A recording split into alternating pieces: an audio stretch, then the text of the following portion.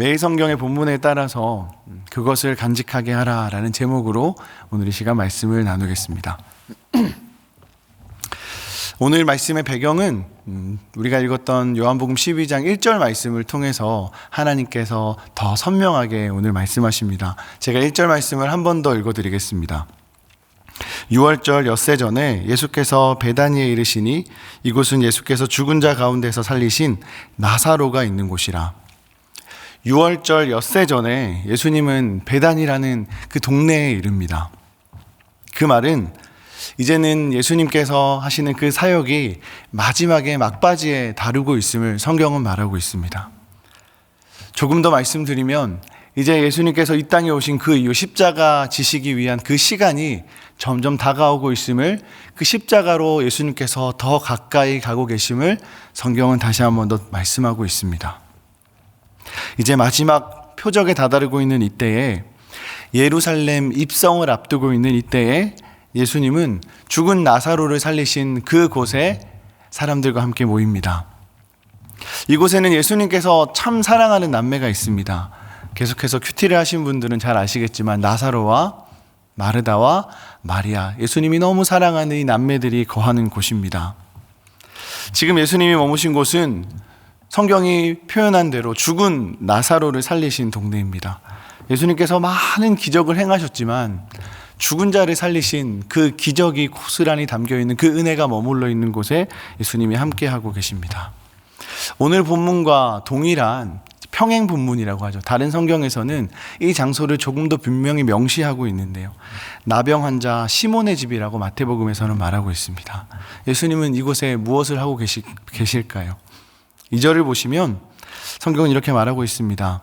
거기서 예수를 위하여 잔치할세 마르다는 일을 하고 나사로는 예수와 함께 앉은 자 중에 있더라.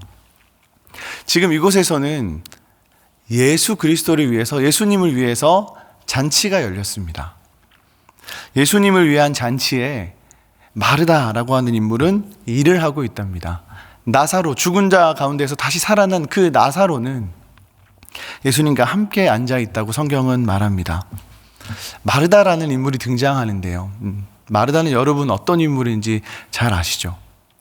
저는 마르다 하면 누가복음 10장 40절 말씀이 좀 먼저 떠오릅니다. 누가복음에 보면 이제 마르다가 예수님을 처음 영접했던 그때 그 장면이 나옵니다. 그런데 그 이슈에 보면 하나님께서 성경 말씀을 통해서 마르다가 어떤 인물인지 너무나 자세히 말씀하고 계십니다. 40절 말씀을 제가 한번 읽어드리겠습니다.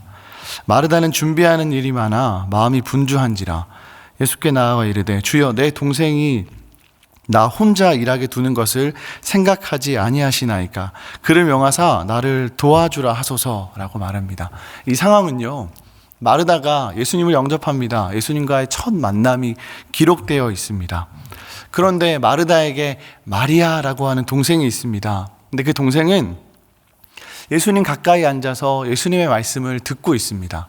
반대로 마르다는 잠깐 읽은 이 말씀처럼 준비하는 일이 많아 마음이 참 분주한 자라고 쓰여 있습니다. 사실 이 구절만 보면 마치 마르다는 예수 그리스도를 사랑하는 것보다 그에게 맡겨진 일이 더 중요한 사람처럼 비춰집니다. 이 성경을 읽는데, 이 설교를 준비하는데 제가 사역을 하기 전에, 신학을 하기 전에 청년의 때가 좀 생각나더라고요. 이렇게 열심히 섬기다 보면 청년들끼리 이 마르다와 마리아를 놓고 그냥 우스갯소리로 장난쳤던 일들이 있습니다.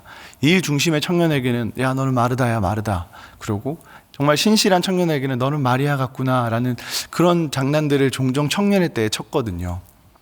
저희 동네만 그랬던 것 같습니다. 어떤 청년이 저한테 오빠는 가끔 보면 너무 마르다 같아요 이렇게 해서 때로는 상처를 받은 적도 있었습니다. 그런데 저의 마음속에도 마리아와 같이 예수님을 너무 사랑하고 예수님 곁에 머물고 싶은 마음이 많았거든요. 참 잘 몰랐던 그때는 마르다는 일하는 사람, 마리아는 예수님을 사랑하는 사람처럼 그렇게 생각했던 것 같습니다. 다시 오늘 본문으로 돌아오셔서 요한복음 12장 2절에도 마르다는 참 재밌죠. 여전히 일을 하고 있습니다.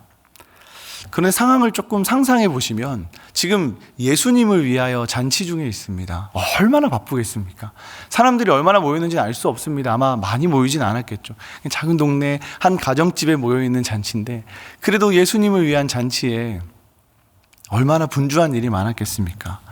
그런데 이 잔치는 누구를 위한 잔치입니까? 성경은 말합니다. 예수를 위한 잔치라고 말합니다.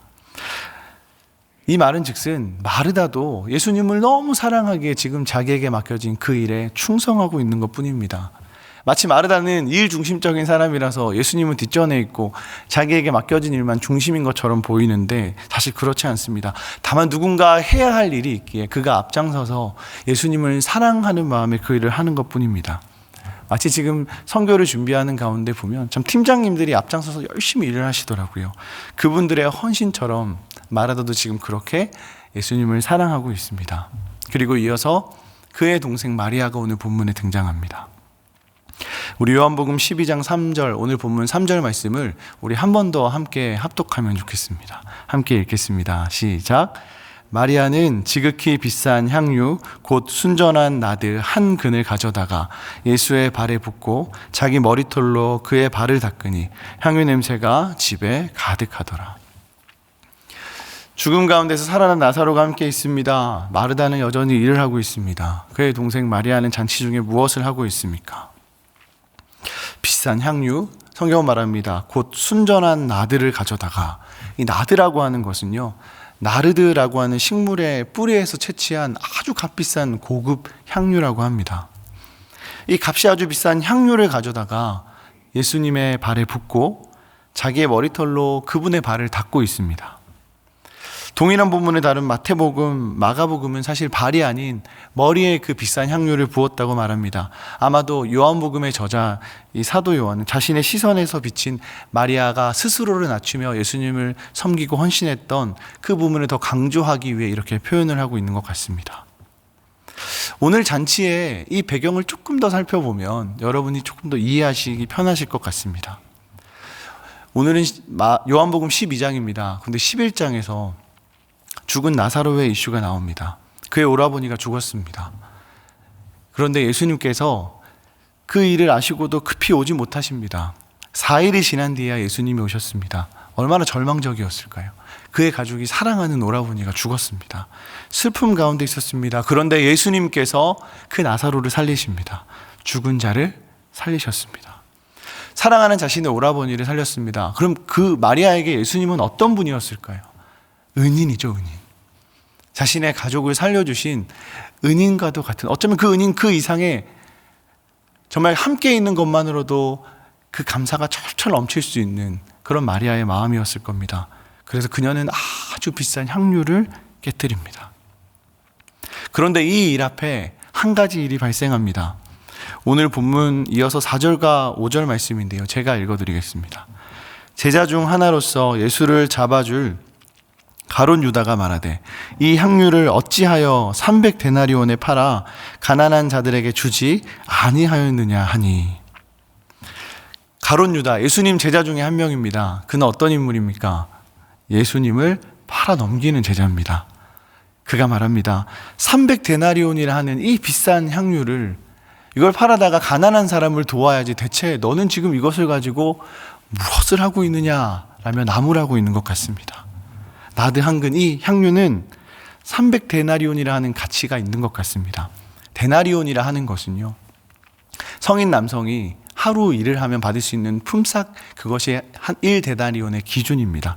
그러면 300데나리온이라고 하면 조금 더 덧붙여서 보면 거의 1년 동안 성인 남성이 일을 해서 받을 수 있는 1년치 품삯, 연봉이죠. 그렇게 생각하면 좋겠습니다. 사실 굉장히 큰 금액입니다. 1년 동안 한 남자가 벌 수 있는 모든 금액 조금 더 쓰지 않고 다 모았던 그 큰 금액, 그렇게 아주 값비싸고 가치 있는 그 향유를 지금 마리아가 예수님 앞에 깨뜨려 그분께 내어드렸습니다. 이를 본 가룟 유다가 어찌 이것을 가난한 사람을 돕지 않고 이 일을 할 수 있느냐라고 나무랍니다. 언뜻 보면요, 이 말씀이 조금 더 틀리지 않은 것 같습니다. 그렇죠? 너무 비싼데 이렇게까지 해야 할 것인가? 이렇게 값비싼 걸 드려야 예수님이 받는 것일까? 라고 생각할 수 있지만, 상상할 수 있지만, 곧이어 성경은 요한의 시선에 빗대어 하나님께서 말씀합니다. 6절에 이렇게 말씀합니다. 이렇게 말함은 가난한 자들을 생각함이 아니요 그는 도둑이라 동계를 맞고 거기 넣는 것을 훔쳐 가미러라. 가룟 유다가 아마 머리를 빨리 굴렸던 것 같습니다. 조금 악한 사람들은 머리가 빠르잖아요. 그죠? 그리고 돈을 관리하는 사람들은 얼마나 머리 회전이 좋습니까? 계산이 참 빠른 자였던 것 같습니다. 이 값비싼 향유를 가난한 자들에게 만약 돕는다고 하면 그것이 제자들에게 맡겨주겠죠. 그렇죠? 그 제자들 중에 돈을 관리하는 그 괴를 관리하는 것이 가룟 유다였기에 그는 그 큰 금액의 그 큰 가치를 가지고 있는 향유를 가지고 자신이 원하는 대로 마음껏 횡령하여 그 주머니를 원 없이 채울 수 있지 않았을까요? 아마 가룟 유다는 그것을 상상했던 것 같습니다. 그래서 마리아에게 말했습니다. 어찌 가난한 자를 돕지 않고 이 일을 행하느냐. 이 요한복음의 저자의 시선에서 지금 요한복음이 계속 쓰여지고 그려지고 있습니다. 그런데 가만히 보면 오늘 길지 않은 이 구절에 참 두 가지 인물이 너무나 명확하게 대비되고 대조되고 비교됩니다. 향유 옥합을 깨트린 마리아와 예수를 팔아넘기는 도둑이라고 표현되어 있는 가룟 유다가 너무 뚜렷하게 부각이 되고 있습니다. 가룟 유다는요, 결국 이 사건 직후에 정말 예수님을 팔아넘깁니다. 그 말씀이 마태복음 26장 15절에 쓰여 있습니다. 마태복음 26장 15절에 이렇게 말씀하십니다. 내가 예수를 너희에게 넘겨주리니 얼마나 주려느냐 하니 그들이 은 30을 달아 주거늘.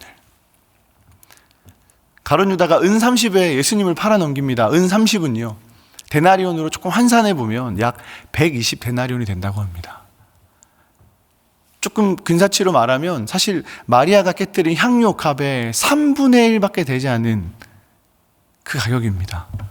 그 값을 받고 가룟 유다는 예수님을 팔아넘깁니다. 가룟 유다가 예수님과 함께 공생의 생활 가운데 예수님의 수많은 이적을 경험하였습니다. 그리고 도대체 그 사람에게 예수님은 어떤 분이셨을까요? 반대로요. 적어도 마리아에게 있어서 예수님은 분명히 그녀의 전부였을 것입니다.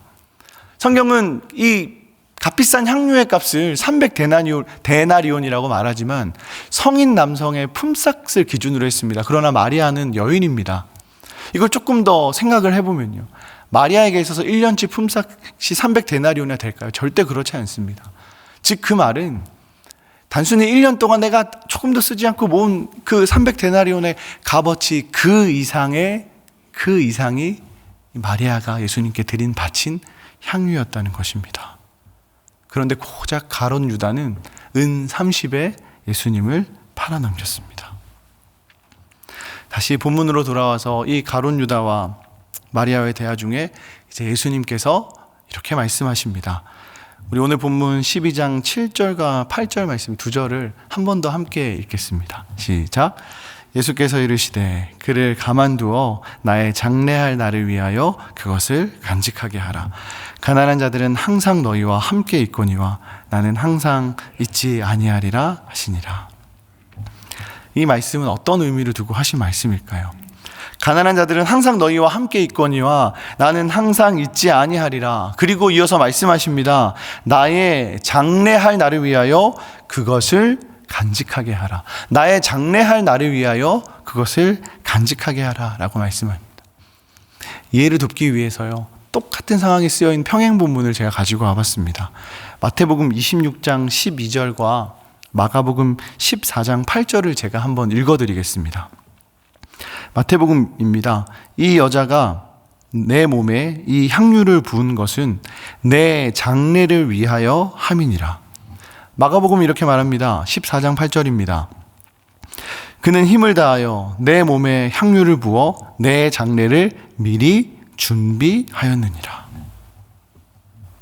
예수님은 지금 예루살렘 입성을 앞두고 있습니다. 이미 제자들과 많은 사람들에게 예수님께서 이 땅에 오신 그 이유를 몇 번이고 설명하고 설교하고 말씀하셨습니다. 그런데 세상 사람들은 하물며 예수님을 가장 가까이 따르는 제자들조차도 예수님이 이 땅에 오신 이유를 그들은 명확히 선명히 보지 못합니다. 왜냐하면 그냥 그분과 함께 있는 그 자체가 너무 좋았고 그분이 행하시는 그 일이 마치 자기들이 행하는 일처럼 착각 속에 빠져서 그냥 예수님과 함께 있을 때 사람들이 그들을 바라보는 그 눈빛이 좋았을 것입니다. 그런데 예수님은 그것을 위해 이 땅에 오신 분이 아닙니다. 이제 예수님에게 시간이 얼마 남지 않았습니다. 예루살렘에 입성을 앞두고 계십니다. 이를 깨닫지 못하는 우리에게 예수님은 이 말씀을 통해 이야기하십니다. 오늘 본문 말씀은 우리가 사실 너무나 익숙한 말씀이고 마리아와 같이 나의 전부를 드려야 하고 나의 모든 것을 드려야 예수님이 기뻐 받으신다라는 본문이 결코 아닙니다.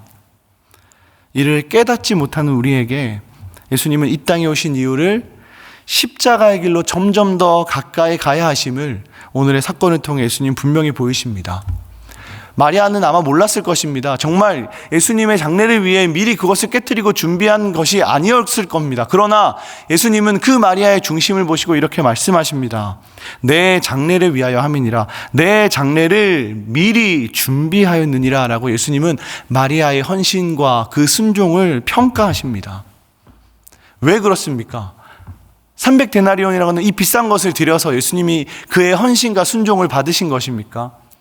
아닙니다. 예수님은 단 한 번도 그렇게 설명하고 말씀하신 적이 없습니다. 마리아가 했던 그 행동은 내 장례를 미리 준비한 것이라고 말합니다. 예수님이 이 땅에 오신 이유가 죽기 위해 오셨으며 이 십자가의 길에 그 순종을 다시 한 번 더 이 마리아의 헌신을 통해 그곳에 있는 제자들과 사람들에게 분명히 하고 계신 것입니다. 그것을 간직하게 하라. 이는 나를 내 장례를 위하여 행한 것입니다. 마리아와 같이 여러분 전부를 깨뜨리십시오. 아닙니다. 그런 본문이 결코 아닙니다. 십자가를 위하여 십자가를 향한 섬김과 순종으로 살아내십시오. 예수 그리스도로 인한 그분의 죽으심을 본받아 순종하며 살아내는 그리스도인이 되십시오라는 말씀이 바로 오늘 이 향유옥합 가운데 있는 예수님께서 우리에게 주시고자 하는 바로 그분의 마음입니다. 오늘 본문에는 나와 있지 않지만 마태복음 26장 13절에 예수님께서 이렇게 덧붙여서 다시 한번 말씀하십니다. 제가 읽어드리겠습니다. 내가 진실로 너에게 이르노니 온 천하에 어디서든지 이 복음이 전파되는 곳에는 이 여자가 행한 일도 말하여 그를 기억하리라 하시니라. 가룟 유다와 향유옥합을 깨트린 마리아의 평가가 너무나 다릅니다. 120데나리온의 예수님을 팔아넘긴 그 제자와 감히 값으로 책정할 수 없는 그 이상의 그 전부를 내어드린 한 여인의 섬김이 뚜렷하게 대조를 이루고 있습니다. 마리아는 십자가를 준비했습니다. 마리아는 예수 그리스도가 너무 좋아서 예수님 때문에 그 헌신을 했습니다. 예수 그리스도로 인하여 그 헌신을 했습니다. 얼마를 드렸고 무엇을 드렸고 어떠한 것을 했고 아닙니다. 적어도 오늘 본문 말씀에 하나님이 말씀하시는 이 본문 속에 마리아의 중심에는 십자가를 준비하는 그 은혜가 가득하고 있습니다. 말씀을 정리하겠습니다. 사랑하는 성도 여러분, 참 오늘을 살아내는 것이 너무나 힘든 때인 것 같습니다. 코로나 확진자 수는 정말 기하급수적으로 늘어나고 있습니다. 이제는 너무 가까이 왔습니다. 우리의 이웃, 우리의 친척들이 신음하고 고통당하고 여전히 어려움 가운데 있습니다. 그런데 우리는 예수 믿는 자들입니다. 예수 믿는 사람들은 예수로 살아내는 자들입니다. 예수 믿는 사람들은 예수 그리스도를 중심으로 살아내는 자들입니다. 오늘 이 마리아의 헌신이 단순히 내 모든 것을 드렸더니 하나님이 기뻐 받으셨습니다. 어디 복음을 전하러 갔을 때 이 마리아의 헌신을 너희는 자랑하라 라고 예수님께서 이렇게 칭찬하신 이유는 그저 단순히 전부를 드렸기 때문입니다. 그것만이 아닙니다. 마리아의 중심에 정말 예수님을 깊이 묵상하고 사랑하고 그의 헌신과 그의 발걸음이 십자가를 향해 있었기에 예수님은 그의 헌신과 순종과 섬김을 기뻐 받으신 것입니다. 예수님 때문에 십자가를 위한, 십자가를 향한, 언제나 십자가를 준비하는 삶을 살아내는 저와 여러분이 되시면 좋겠습니다. 지금 진행하는 이 선교회도 여러분의 사역 가운데도 가정 가운데도 예수 그리스도가 유일한 이유가 되시는 저와 여러분이 되길 축복합니다. 이 시간 함께 주신 말씀을 놓고 기도하며 오늘 하루를 시작하도록 하겠습니다. 함께 기도하겠습니다. 참 사랑하는 하나님 감사합니다. 주님, 오늘 마리아의 이 헌신과 순종을 다시 한번 떠올립니다.